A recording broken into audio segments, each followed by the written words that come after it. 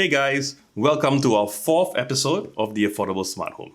Now, I'm sure almost everyone has at least one device where you need a remote control to run, like maybe your TV or a hi-fi set, maybe even a fan, and like an air conditioner.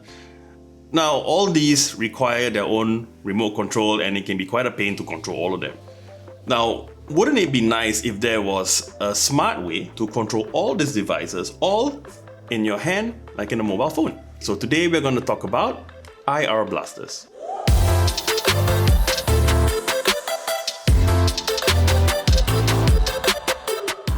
Okay, so the first question you might have is, what is an IR blaster?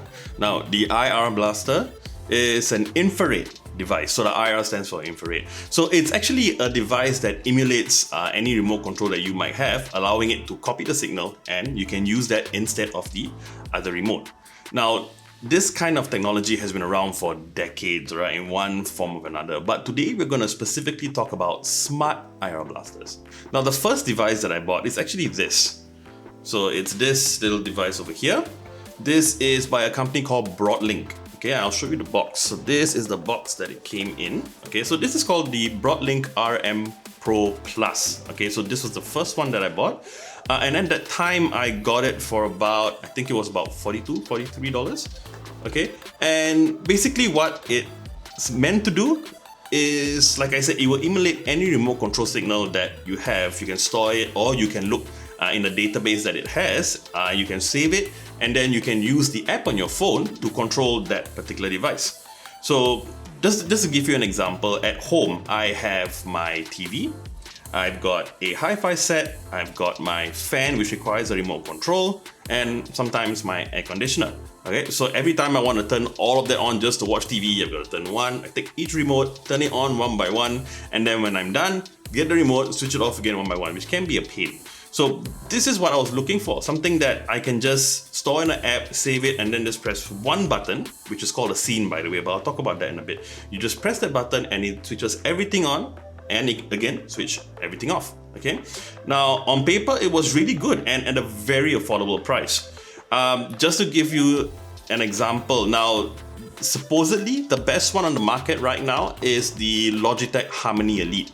Okay, I say supposedly because I've never actually bought that to try it out, and there's a very good reason for that. So I bought that because, I didn't buy that because it cost 379 Singapore dollars, close to 400 Singapore dollars, okay? And they have a cheaper version called the Logitech Harmony Companion, which is still 200 Singapore dollars, which is still a lot of money for me. So I was looking for a cheaper, more affordable alternative, so I came across this one. Now, the app was really buggy. It wouldn't customize some of the remotes that I have because, okay, like I mentioned, it's got a database of different remotes or different make and models. But sometimes it doesn't work, or maybe the brand that you have isn't there, so you have to customize your own. And when I did that, it didn't really do a good job. And even when I managed to store it, sometimes even though I would hit the button to turn something on, it wouldn't turn on. And then I have to go to this, unplug the USB cable which we use to power, which is here. So I would unplug the USB cable, plug it back in again, wait for it to boot up, and then suddenly it'll work. So definitely not something I would recommend. Before I talk about the next device that I tried, I mentioned scenes earlier. So what are scenes? Now, in all these smart IR blaster or even smart plugs and smart switches, they have something called scenes, or sometimes they call it routines, where I can set a command, and then I would say, okay, when I press this button, it would turn this, and on. So in my case, what I wanted to do was to set a scene to turn the TV and everything else that needs to be on for me to watch TV. So I press one button, it would turn the TV on, it would turn my hi-fi set on, and it would turn my fan on, or maybe sometimes even the air conditioner on. And that's basically what the scene does, okay? So the next device that I tried was this. In my opinion, slightly better looking, okay? This is the Aztec Kyler. So this is the box that it came in, okay? So the Aztec Kyler, same thing, it's an IR blaster. So between the Aztec and the Broadlink, they both pretty much do the exact same thing, just that the Broadlink didn't do it very well, okay? So the Kyler, this was actually a bit better. In terms of the app itself, it worked pretty well. It stored all the remotes, If it didn't have the brand, I could customize the remote. By the way, when I talk about customize, what it means is that it can actually read a remote control. So for example, if it doesn't have it, I can go to customize and I will say, okay, this is the power button, and then it will tell me to press the power button. It would store that signal, and then the next time it will customize it on the remote, and when I press it, it will turn that device on. But if you've watched my other episodes, you know that I'm a big user of the Google Home or Google Assistant. By the way, this costs about 49 Singapore dollars, so a bit more expensive than the Broadlink. But basically, it advertises as being compatible with Amazon Alexa and the Google Assistant. The problem with it was, even though in the app itself it worked fine, when I integrated it with the Google Assistant, it didn't recognize all the devices. So what I meant was, I have my TV, my hi-fi set, I've got my fan, I've got my air conditioner. But once I linked it with Google Assistant, within the Google Home app, it only showed the TV and nothing else. Oh, sorry, the TV and the air conditioner. So only those two out of like 4. So I contacted Aztec and I told them about this issue, and then they replied me and said that, certain devices are not compatible, and customized ones were not compatible, and even some of the stored remotes were also not compatible. Well, fast forward almost a year. I bought it in December last year. Now it's what, November? Yeah, almost a year. And nothing's been done. There has been no progress. The app has been updated, but there has been no progress with Google Assistant. So however, if you don't use a smart home assistant and you're happy with just having like all the controls on your smartphone, then this works actually perfectly fine. Now, it's taken some time, but I think I finally found a device that does what I've been looking for, and it's been a long time, but yeah, it's finally here. So this is made by a company called Wonder Tech Labs, and they have this range of devices under the Switchbot name. For some of you, if you've seen my other episodes of the Affordable Smart Home, that name might sound very familiar. Now, one of the downsides of the Switchbot was that even though it worked really well, it used a Bluetooth platform. So that means that if you were out of the house, you can't actually control the device. You could only control it as long as you are within range of the Switchbot. Now, this is where this actually comes in handy, and yeah, it is not just an IR blaster. So if you look over here, this is actually called the Switchbot Hub Plus. The main role of this device is actually to connect your Switchbot devices to the internet. So like, you know, most smart plugs and smart switches or even smart lights and all that, you can control them even out of the house, but the Switchbot you can't. But with this acts as a bridge between the Switchbot devices and the internet. But like I said, it's also an IR blaster, okay? So even though it's meant to be a hub, it also doubles as an IR blaster. Now, to be honest, when I first connected the device, oh, by the way, I got it because Switchbot sent it over for me to review. Now, connecting it to your phone and getting it to work, it's super easy, okay? So among all the smart home devices I have, this is one of the easiest to connect. Really seamless, and anyone can do it. But the problem was, when I first did it, it was actually worse than the Broadlink.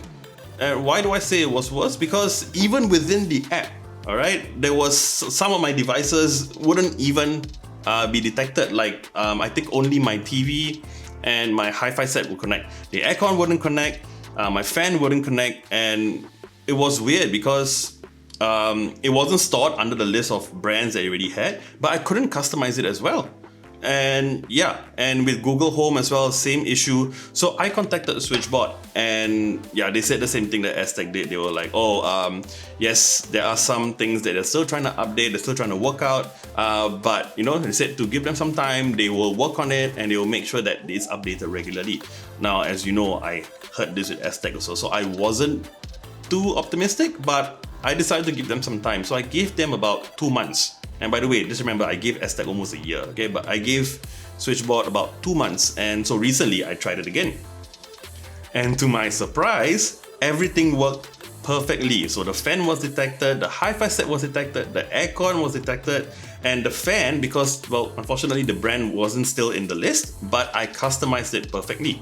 Now, if you remember with the Aztec Kyla, which is this one, alright, it worked perfectly in the app as well. But when I got to Google Home integration, it was a mess, and a lot of remotes didn't work and wasn't detected by Google. However, with this, even the fan, everything that I've done, everything that I've connected was integrated with Google and it worked absolutely perfectly. And by the way, this actually lights up. Alright, so when you can have it on rainbow mode, which in itself looks really nice, you can actually set different colors as well, solid colors, which if you think about it, kind of acts as a night light as well. However, one caveat of that is that it doesn't have a proximity sensor, meaning that like some smart night lights, if you walk past it, it would turn on. And then after a while, if there's no movement, it will switch off. This does not have that sort of sensor, so you would actually manually have to switch it on or off, either that or leave it on all the time. So just remember that, all right? Now, there are a lot of other design features that have really pleased me and I've been really impressed with it. So I'm gonna go quickly one by one. Now, the first thing, if you look here, all right, so you've got these little lines. This is not like an antenna or something to make the range wider. If you look at it this way, if I put it up here, right, it kind of looks like a cloud with raindrops. Okay. Now, apart from it looking really nice, if you look at it carefully, all right, these bumps here, they are taller at the front, and as you go back to the last one, it's hardly there. They're just like dimples. Now, I might be wrong about this, but I'm pretty sure the reason for that is that so that when you put it down like this, it doesn't point straight. It actually points slightly at an angle up, allowing you to have better range of your devices. So that's brilliant. And not many people would have thought that. So I've been really impressed with even something like this, which is really small, but it makes so much difference, and it just goes to show the amount of effort that they have put in. Now, the other thing, if you look here, all right, you will see a sticker. Okay, this doesn't just mean that, oh, I can remove this and I can stick it on the wall. No, not that. If I remove this, you're gonna see a metal piece here. This is magnetic. This is also magnetic, means that I can stick this on any surface, okay, and I can just place it here without putting up a hook or drilling or anything like that. And if you don't even need this if you put it on a metallic surface like a fridge, or if you have something on the wall, you can just stick it there. And yeah, all right. And the other thing, so this is the plug that comes with the Switchbot Hub, obviously, to power the device. Now, if you look at it, you don't see any places to connect the charging cable or adapter or cable, whatever you want to call it. Now, it's actually at the back, all right? So here, you will see this is where it goes. And when you put it in, it flushes perfectly with the device. Instead of just putting like the socket somewhere at the side and leaving it plugged in here like that, where it will look a little unsightly and possibly be disconnected by accident, they've done this little dent here so that when you plug it in, it flushes perfectly. They even have the place here where the cable comes out, and there's no chance of it being pulled out because of the way it's designed. There's no way that it can come out. So it's designs like this that have made me fall in love with their product. Well, not just this, but the actual Switchbot as well. It's really proven that smart home products do not have to be an eyesore or hidden away. It can complement the design of your house, and you can just put it up there and it looks absolutely great. Okay, now talking about the price of the product. So this Switchbot Hub Plus is quite a lot more expensive than the Broadlink or the Aztec Kyler. Now, this comes in at about 89 Singapore dollars, which may seem like it's a lot more expensive, but remember a couple of things. First of all, being an IR blaster is not even its main purpose. It's a hub to allow you to use the Switchbot or control the Switchbot outside of your home network. And not just that, like I said, it's got light, so you can use it as a night light as well. So it's really a multi-purpose design. So to me, I really think this is an excellent device. And even though it's not its main role, I think it's actually the best smart IR blaster out there. So that about wraps up this episode of the Affordable Smart Home. So if you like this episode, you know what to do. And I would love it if you would subscribe to our channel and hit the bell icon to receive notifications on our next video. I'm JP, and I'll see you real soon.